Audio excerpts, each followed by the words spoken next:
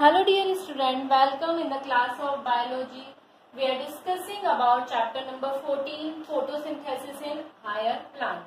In previous lecture we are discussing about the light reaction or biosynthetic phase. Now today's class we are discussing about the new topic, that is dark reaction or biosynthesis phase. Dark reaction और biosynthesis phase कहाँ पे अकर होती है? Chloroplast जो होता है, and light reaction आप लोगों को बताया कि थैलेकॉइड में होती है, और ये कहाँ पे होती है? ये स्टार्ट होती है स्ट्रोमा में.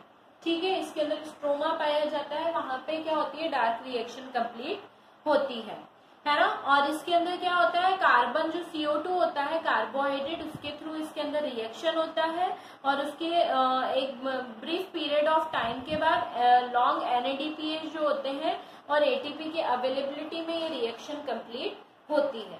ठीक है, ये जो होती है जनरली इसके ऊपर सबसे पहले वर्क जो था CO2 फिक्सेशन को बताया गया था, उसकी पूरी प्रोसेस को बताया गया था, और इसके ऊपर सबसे पहले वर्क जो था वो किसने किया था? मेल्विन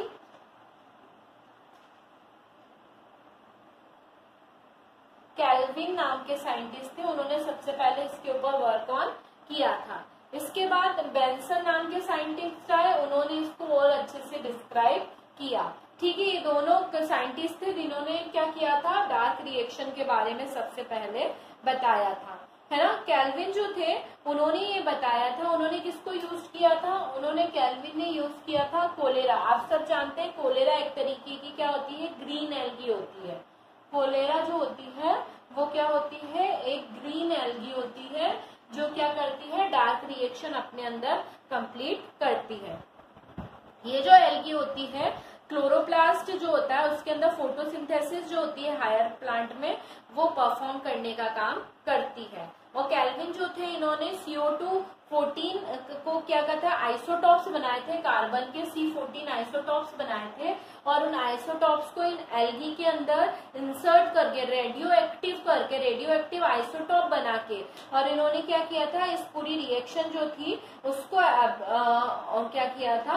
ऑब्जर्व किया था. और उन्होंने ये बताया था कि ये जो होते हैं इसको पूरे Calvin observe that after 3 second exposure of cholera in the presence of CO2-14, the radioactive isotope of carbon was found mainly in the 3-phosphoglyceric acid, and this clear indicate that the 3-carbon compound acid the first stable product of photosynthesis. ठीक है, उन्होंने क्या किया था? CO2-14 मतलब CO2 carbon dioxide मतलब carbon को क्या करता था?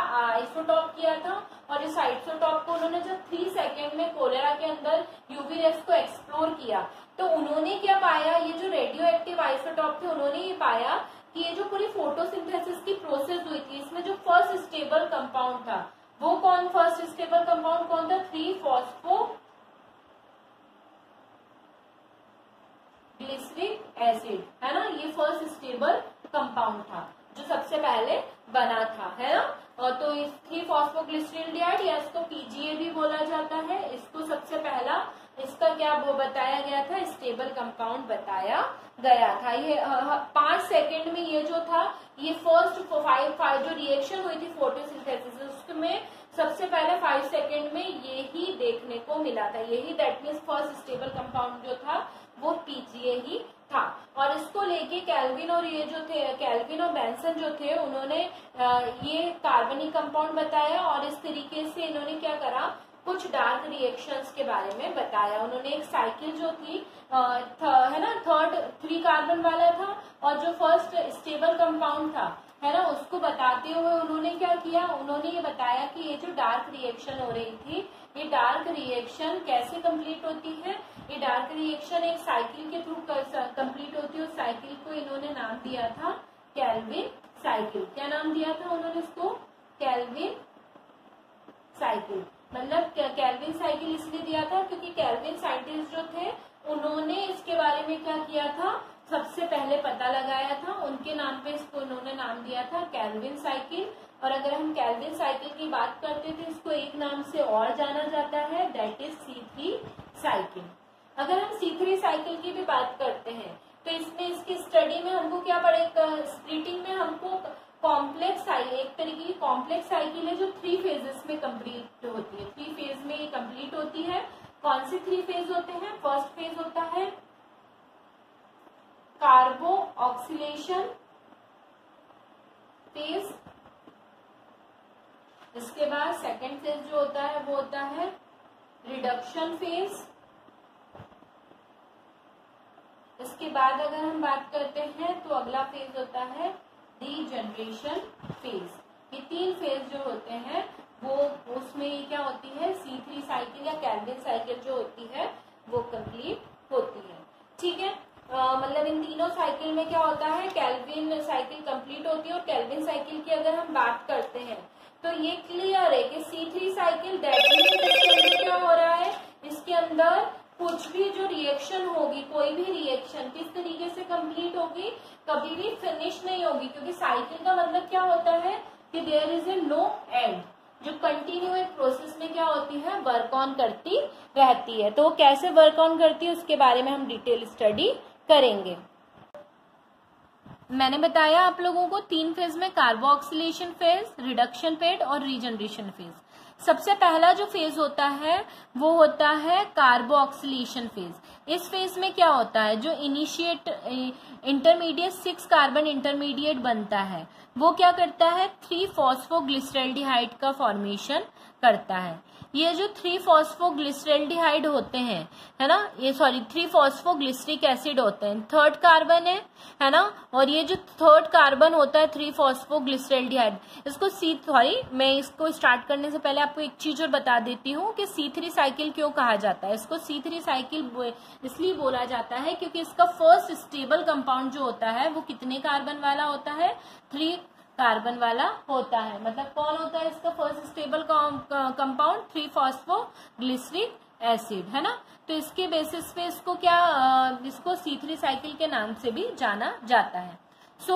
कैसे होता है, 6 कार्बन इंटरमीडिएट कंपाउंड इसके अंदर एंटर करता है और ये जो होते हैं ये 2 मॉलिक्यूल्स में स्प्लिट आउट होते हैं, 3 फॉस्फोग्लिसरिक एसिड।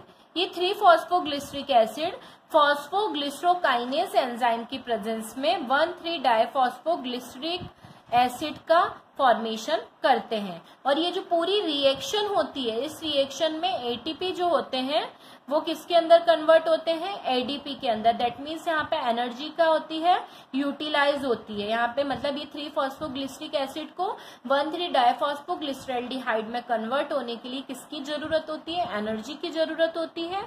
जो एनर्जी वो एटीपी से लेते हैं और इस तरीके से एटीपी किस में कन्वर्ट होता है, एडीपी में कन्वर्ट होता है। कौन से एंजाइम की प्रेजेंस में, फॉस्फोग्लिसरोकाइनेज एंजाइम की प्रेजेंस में। जैसे ही 1,3-डाइफॉस्फोग्लिसरिक एसिड बना, यहाँ पे एक नया एंजाइम एक्टिवेट हो जाता है,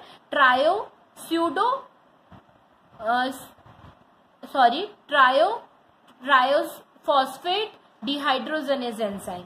और ये किसके अंदर टूट जाते हैं, 3 फॉस्फोग्लिसरैल्डिहाइड के अंदर टूट जाते हैं। और 3 फॉस्फोग्लिसरैल्डिहाइड स्टेबल कंपाउंड होता है ना। और NADPH है ना प्लस, मतलब NADPH2, NADP मतलब यहाँ पे भी हायर एनर्जी की नीड होती है। और H3PO4 जो है वो क्या हो जाता है, इससे रिलीज हो जाता है।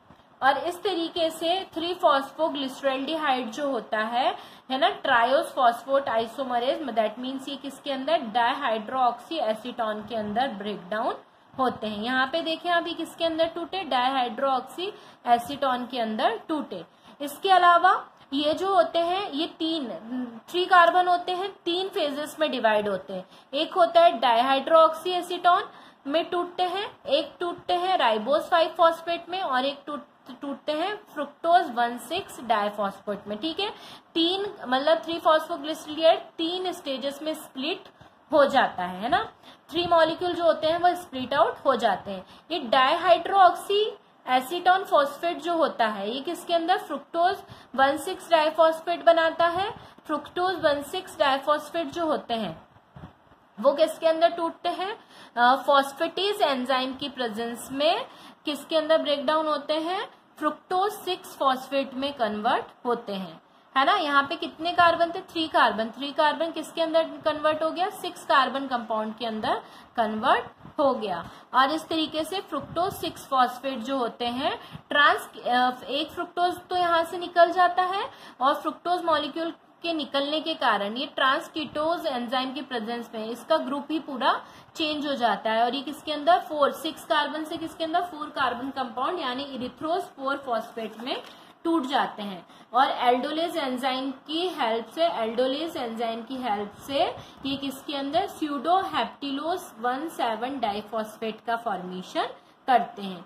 अब ये जो डाइहाइड्रोक्सी एसीटोन फॉस्फेट किसके अंदर फ्रुक्टोज 1,6 डाइफॉस्फेट और स्यूडो हेप्टिलोज 1,7 डाइफॉस्फेट में कन्वर्ट हुआ था और ये फ्रुक्टोज भी फिर किसके अंदर स्यूडो हेप्टिलोज 1,7 डाइफॉस्फेट के अंदर कन्वर्ट हो जाता है। आप देखिए यहाँ पे 6 कार्बन कंपाउंड था, फिर 4 कार्बन कंपाउंड हुआ और फिर कौन से 7 कार्बन कंपाउंड हो गया। स्यूडो हेप्टिलोज 7 कार्बन कंपाउंड होता है।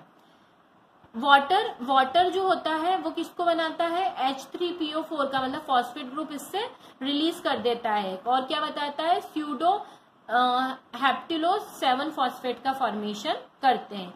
ये स्यूडो हेप्टिलोज 7 फॉस्फेट जाइलोज 5 फॉस्फेट में कन्वर्ट होते हैं और जाइलोज 5 फॉस्फेट है ना, और साथ साथ में ये जो 3 फॉस्फोग्लिसरॉल्डिहाइड था ये राइबोज 5 फॉस्फेट का भी फॉर्मेशन करता है। अब ये स्यूडो हेप्टिलोज जाइलोज 5 फॉस्फेट में कन्वर्ट होते हैं और ये xylose 5 phosphate ribulose phosphate epimerase enzyme की प्रेजेंस में किसके अंदर टूट जाते हैं, राइबोज 5 फॉस्फेट में टूट जाते हैं। ठीक है, ये जो राइबोज 5 फॉस्फेट होते हैं ये आगे जाके एटीपी एडीपी मतलब फिर से यहाँ पे एनर्जी क्या होगी, यूटिलाइज होगी। कौन से एंजाइम की प्रेजेंस में, फॉस्फोराइबो है ना, राइबोकाइनेज एंजाइम की प्रेजेंस में ये राइबोज 1,5 बिसफॉस्फेट बनाते हैं। इसमें क्या होता है और H2O में जैसे ही CO2 एंटर करता है फिर से ये 6 कार्बन इंटरमीडिएट जो होते हैं एक्टिवेट हो जाते हैं और ये 3 फॉस्फोग्लिसरिक एसिड का फॉर्मेशन स्टार्ट कर देते हैं और इस तरीके से ये साइकिल कंटिन्यू क्या होती रहती है, चलती रहती है। इस तरीके से क्या होता है, केल्विन साइकिल जो होती है कंटिन्यूसली चलती रहती है। किसके अंदर C3 साइकिल कंप्लीट होती है, कोलेरा के अंदर, है ना। ठीक है, कोलेरा एक ब्लू ग्रीन एल्गी है, उसके अंदर इस तरीके की साइकिल देखने को मिलती है। बात करते हैं तो हमको ये देखना भी जरूरी है कि इसकी बैलेंसिंग कैसे होती है, इन और आउट, है ना। एक 6 मॉलिक्यूल CO2 के इन होते हैं और 1 मॉलिक्यूल ग्लूकोज का आउट हो जाता है। 18 मॉलिक्यूल ATP के इसके अंदर बनते हैं और 12 मॉलिक्यूल NADPH2 के बनते हैं। वहीं 18 मॉलिक्यूल ADP के ये क्या होते हैं, आउट होते हैं इससे, और 12 मॉलिक्यूल NADPH2 के क्या होते हैं, आउट होते हैं। मतलब इसके अंदर 6 CO2, 18 ATP और 12 NADPH का फॉर्मेशन होता है।